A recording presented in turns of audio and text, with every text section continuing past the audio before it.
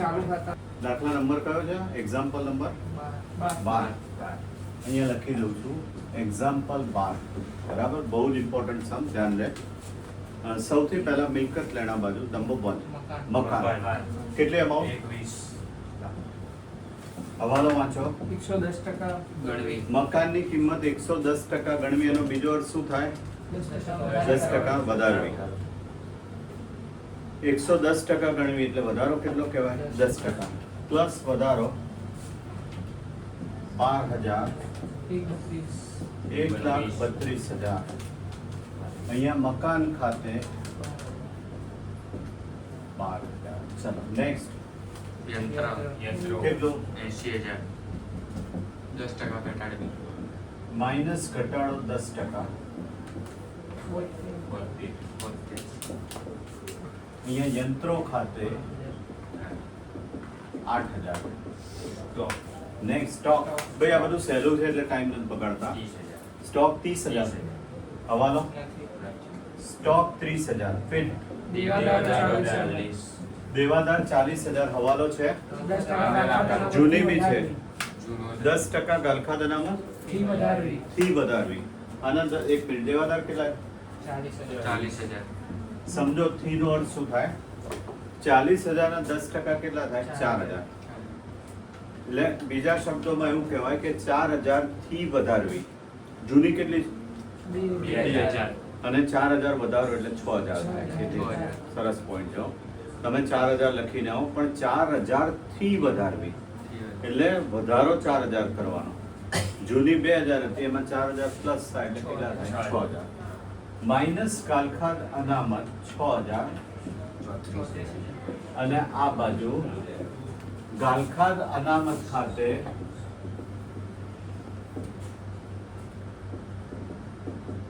નવી માઇનસ જૂની. નવી 6,000 અને જૂની 2,000 જો 4,000 થઈ ગયા બધા. આ રીતે થાય. નેક્સ્ટ. સ્ટોક રોકડ બાકી 22,000. આગળ લાયા. નેક્સ્ટ. મૂડી બાજુ. પતી ગયું. મિલકત લેણા બાજુ, મૂડી દેવા બાજુ. મૂડી 60,000, 30,000 ને 50,000. 60, 30 અને 50 જે આવડે છે સિમ્પલ. બાકી આગળ લાયા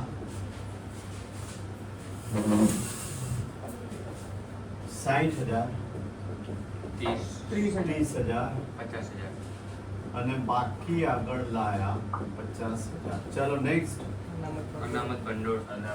અનામત ભંડોળ. સામાન્ય અનામત કોઈ પણ વર્ડ યુઝ કરી શકે. એમાં પ્રમાણ જુઓ તો જૂનું કેટલું છે? 5, 2, 3. 5, 3, 2. જોજો બરાબર જોઈને બોલજો કે નવું જ એટલે જૂનું છે ને. 5, 3, 2. ઉભા રહો. અનામત ભંડોળ બોલો કેટલું? 50,000, 25,000. ચેક કરો તો 5, 3 અને 2. જોઈ લો અહીંયા લખાય અનામત ભંડોળ ખાતે. સિમ્પલ છે કે એમાં સમજાવવાનું નથી, સમજવાનું, વેચી દેવાનું. નેક્સ્ટ. કયું વેચાય? અકસ્માત વળતર ભંડોળ હોય તો વેચાય. નફા ભાગ બચત ખાતા કોઈ પણ ફંડ ના વેચાય. એટલે અહીંયા કામદાર નફા ભાગ ફંડ કેટલું? 30,000. ફંડ ભંડોળ બંનેનું મિનિંગ એક જ થાય. નેક્સ્ટ. કેટલા? 70,000. હવાલો નહીં. લેણદારો 70,000 ઓવર એન્ડ આઉટ. અહીંયા હું જગ્યા સેટ કરું ને મારે બીજી વિગત લખવા માટે કેલ્ક્યુલેશન્સ. બરાબર. હવે કોઈ હવાલો રહે છે પાઘડી અને મૂડી સિવાય? 30/6/17 ના રોજ પૂરા થતા વર્ષ માટેનો વીમા પ્રીમિયમ 24,000 ચૂકવેલ છે. કેટલું છે? 24,000 ચૂકવેલ છે. સમજાવો. કઈ તારીખે પૂરું થાય છે વર્ષ? 30/6/2017. 30/6/17. અને આપણી ડેટ કઈ છે? 31/3/17. એટલે 3 મહિનાનું અગાઉથી ચૂકવેલ કહેવાય. જુઓ તો જો આ તારીખ સુધીનું ચૂકવ્યું છે. આપણી ડેટ કઈ છે? 31/3/17. એટલે 3 મહિનાનું અગાઉથી ચૂકવેલ કહેવાય. કેટલા? 24,000 બોલે? 24,000. બરાબર. એટલે 6,000 જેવું થાય. 3/12 6,000 અગાઉથી ચૂકવેલ. ધ્યાન દે, અગાઉથી ચૂકવેલ અહીંયા બાદ કરતા હતા એટલે સામે બતાવીએ. અને જમા ત્યાં શું કરીશ ઉદાહરણ રૂટીન પહેલા આવતું હતું એ પુનર્ગઠન અગાઉથી ચૂકવેલ વીમા પ્રીમિયમ 6000 અને અહીંયા અગાઉથી ચૂકવેલ વીમા પ્રીમિયમ 6000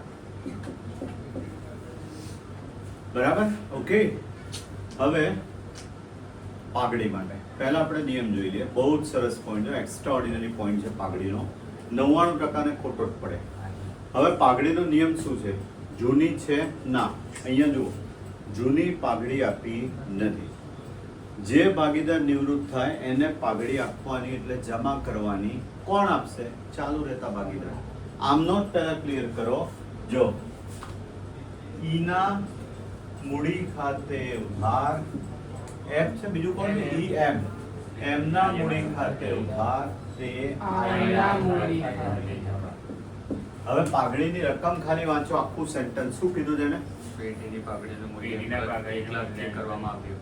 પાઘડીનું મૂલ્યાંકન 1 લાખ છે પણ આઈ નો ભાગ કેટલો છે 2 જુઓ તો 2/10 એટલે પાઘડી થાય 20000 બરાબર પાઘડી થાય 20000 હવે સમજો પાઘડી હંમેશા કયા પ્રમાણમાં વેચાય લાભના અહીંયા લાભનું પ્રમાણ બહુ જ અલગ રીતે એને એક્સપ્રેસ કર્યું છે અહીંયા હું બતાવું છું જોજો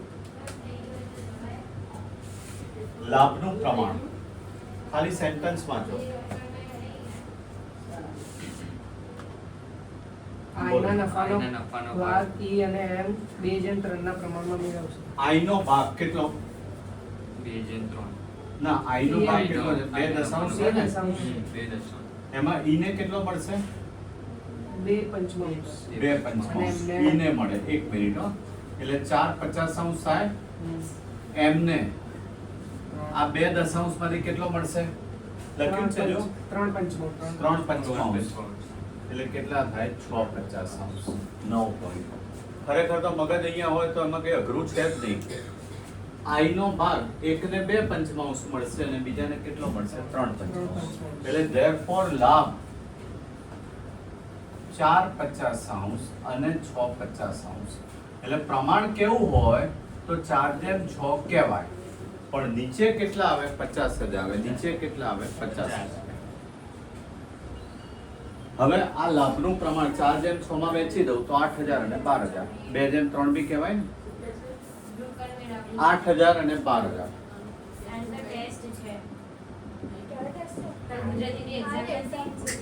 ધીમે ધીમે થોડુંક ધીમે બરાબર હવે હું ખતમણી કરું છું ઈ ના મૂડી ખાતે ઉધાર એમ ના મૂડી ખાતે ઉધાર તે આઈ ના મૂડી ખાતે ઈ માં 8,000 એમ માં 12,000 અહીંયા ઈ ના મૂડી ખાતે 8,000 એમ ના મૂડી ખાતે 12,000 ક્લિયર આ હતી પાઘડી આમનો તો બધું એનું એ છે ગણતરીમાં કશું જ ખરેખર મગજ થોડું કે 50% ચાલતું હોય ને પણ એનાથી નીચે ચાલતું હોય ના ખબર આઈ નો ભાગ આ બંને જણા 2/3 માં મેળવશે આપ્યો એટલે બંનેનો લાભ આવ્યો 4/50 અને 6/. મૂડીમાં કંઈક એક્સ્ટ્રા ઓર્ડિનરી કીધું છે ને જુઓ આઈની નિવૃત્તિ બાદ ઈ અને એમ તેમની કુલ મૂડી એક હું જોઈ લઉં રકમ આઈની નિવૃત્તિ એટલે આઈને કઈ રીતે આપવાનું છે નથી આપ્યું એને આઈની નિવૃત્તિ બાદ ઈ અને એમ તેમની કુલ મૂડી 1 લાખ નવા નફા નુકસાનના પ્રમાણમાં વહેંચશે પણ મારો સવાલ એ છે કે આઈને કઈ રીતે આપવાના પૈસા આપ્યું નથી ક્યાંય જોઈ લો તો એકવાર એટલે ના આપ્યું હોય તો લોનમાં જ આપીશું ઓકે ચલો હું ટોટલ કરી દઉં છું મારે એકચ્યુઅલી અહીંયા ટોટલ કરવું હતું એટલે રહી ગયું એકચ્યુઅલી 18,000 ને એમાંથી 12 જાય તો 6,000 જૂના પ્રમાણ નફો બરાબર EMI કયું છે 532 અહીંયા પુનઃ મૂલ્યાંકન ખાતે નફો લખો તો ચાલે 3,000 1800 અને અહીંયા પુનઃ મૂલ્યાંકન ખાતે 500 થઈ ગયું હવે આને પેમેન્ટ કઈ રીતે આપવાનું એ કીધું નથી એને હજી એકવાર ખાલી જોઈ લો ને મેં કીધું આગળ ના કીધું હોય જોઈ લો ને રકમમાં 50 60 અને 20 80 ને 81 200 થાય છે લોન ચેક કરો એની એની લોન ચેક કરો 81,200.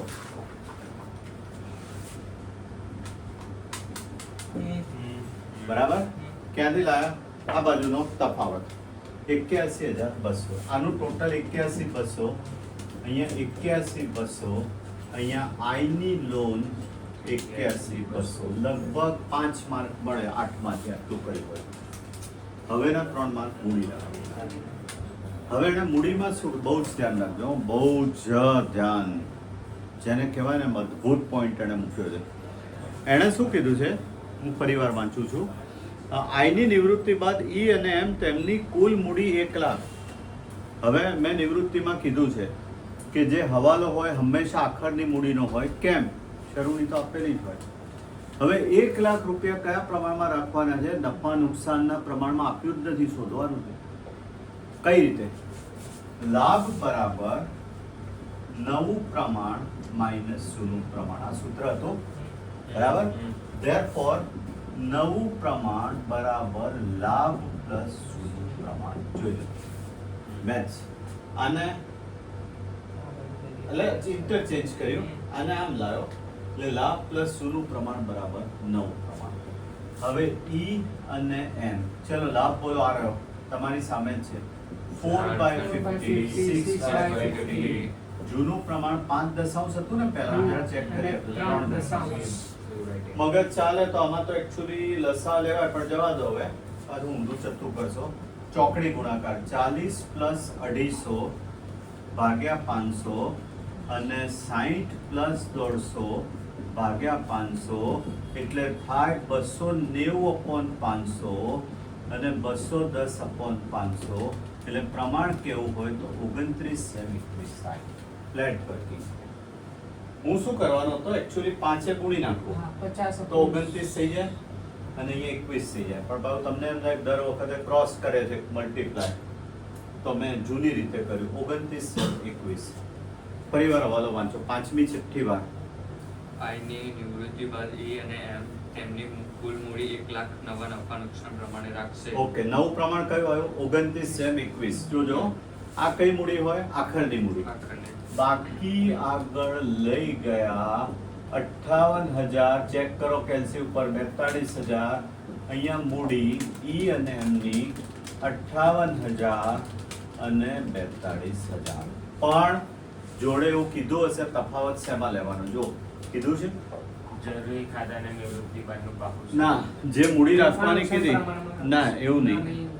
ઓકે, છપાયું નથી અથવા માની લેવાનું છે. આખરની મૂડી આપવી હોય તો તફાવત માટે આપણે 2 વસ્તુ જોયું. યા તો ચાલુ ખાતે લઈ ગયા, એકમાં એવું કીધું હતું, બીજામાં એમ કીધું હતું રોકડ ખાતે લઈ જાઓ. કશું જ ના કીધું હોય તો અમે લોકો રોકડ ખાતે લઈ જતા હોઈએ છીએ. આ તફાવત, એને કશું કીધું નથી. તો તફાવત શોધું છું. 58, 66, 19 ને 3 22,000. ચેક કરો તો આનો 22,000 આવે. આમ જોતા રહેજો. 22,000 લખાય રોકડ બેંક ખાતે. તફાવત છે ભાઈ, તફાવત. સરવાળા લખવાની એટલી બધી જગ્યા ના હોય. અહીંયા ઉધાર કર્યું ત્યાં જમા. ઈના મૂડી ખાતે 22,000 અને અહીંયા 30, 35 એટલે 45 અને 46, 47, 54, 7,200 જેવો ડિફરન્સ આવે. જુઓ તો, ચેક કરો ડિફરન્સ.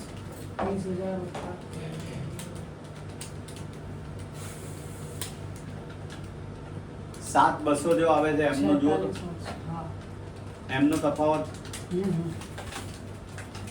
બરાબર કર્યો મેં. ઓરલ કરતો હોઉં છું. 7,200 અહીંયા રોકડ બેંક ખાતે, અહીંયા ઉધાર, અહીંયા જમા છે ત્યાં ઉધાર કરી દઈએ આપણે.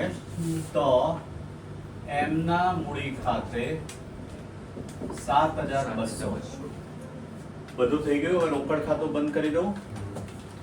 બાકી આગળ લઈ ગયા 7200 અને અહીંયા રોકડ જગ્યા અહીંયા લખી દઉં છું. ચાલો, રોકડ સિલક 7200 અને હવે બંને બાજુનું ટોટલ મળી જવું જોઈ લે.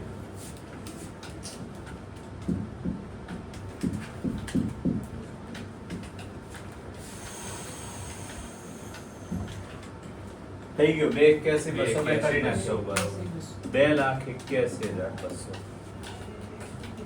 ખરેખર આ બંને પોઈન્ટ્સ એક્સ્ટ્રા ઓર્ડિનરી હતા. પહેલા તો લાભ કઈ મૂડી વાત અને મૂડી, કારણ કે લાભ અલગ રીતે આપ્યો હતો અને મૂડીમાં નવું પ્રમાણ શોધવું પડે એવું હતું, એટલે મેં નવું પ્રમાણ શોધ્યું. જોરદાર દાખલો, તમને ભલે વહેલો પત્યો હોય પણ માસ્ટરપીસ કહેવાય.